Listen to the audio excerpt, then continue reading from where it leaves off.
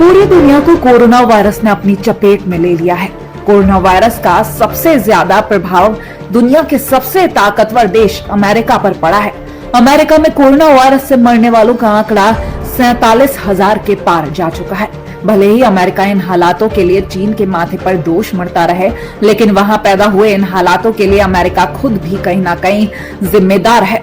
Corona virus ने जब चीन से अमेरिका में दस्तक दी, तो अगर उस समय अमेरिका चाहता तो हालात संभल सकते थे। राष्ट्रपति ट्रंप का अति आत्मविश्वास और लापरवाही अमेरिका को ले डूबा, जिसके कारण अमेरिका में मौत का तांडव शुरू हो गया और वहां लाशों का ढेर लग गया।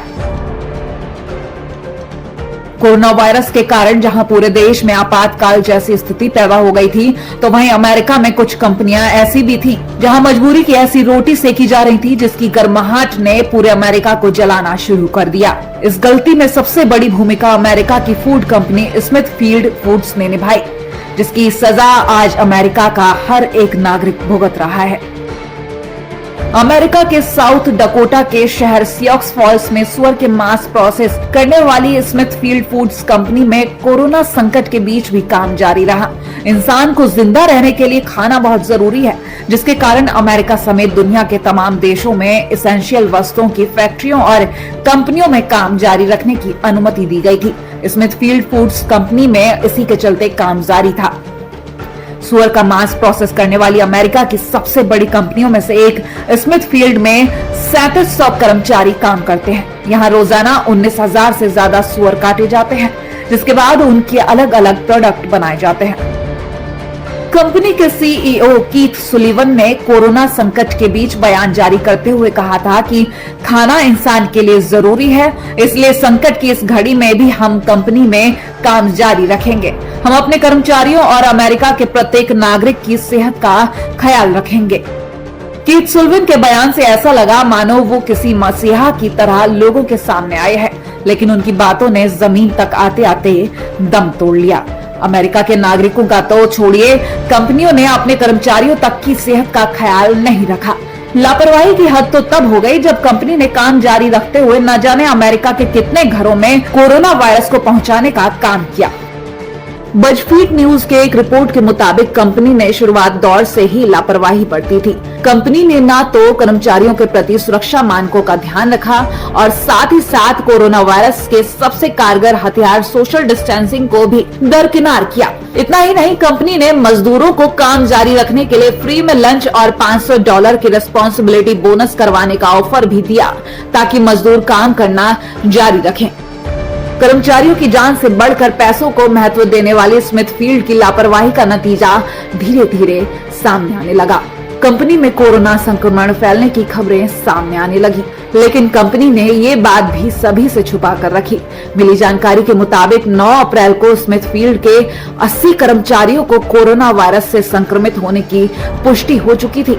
तब ईस्टर के मौके पर प्लांट को 3 दिनों के लिए बंद किया गया था, लेकिन प्लांट को बंद रखने की वजह उसकी साफ सफाई को बताया गया और कहा कि इस दौरान प्लांट को पूरी तरह साफ किया जाएगा और 3 दिन बाद प्लांट एक बार फिर अपनी पूरी क्षमता से काम करने लगेगा।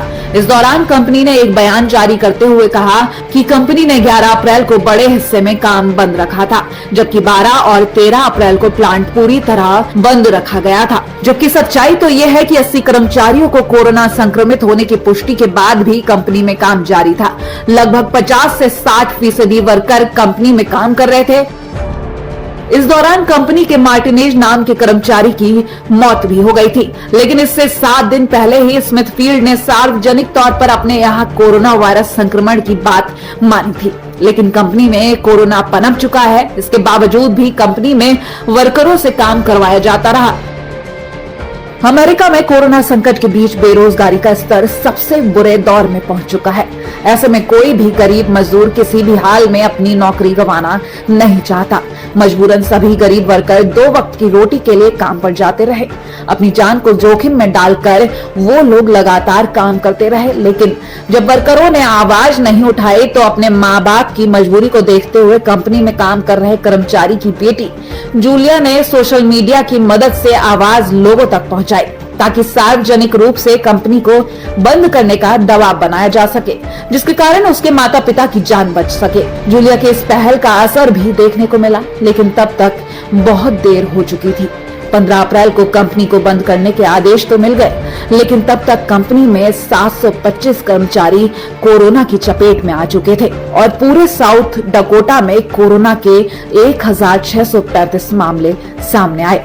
इसके अलावा कंपनी पूरे अमेरिका में माल की सप्लाई भी करती है। ऐसे में कोरोना संक्रमित मरीज कंपनी में लगातार काम कर रहे थे, जिसके कारण अमेरिका के न जाने कितने शहरों और कितने घरों में कोरोना ने दस्तक दी होगी, जिसका नतीजा यह है कि आज दुनिया का सबसे ताकतवर देश अमेरिका कोरोना वायरस की मार झेल रहा है। अगर सरकार ने शुरुआत में ही लापरवाही न की होती तो शायद आज कई बेगुनाहों की जान बच सकती थी।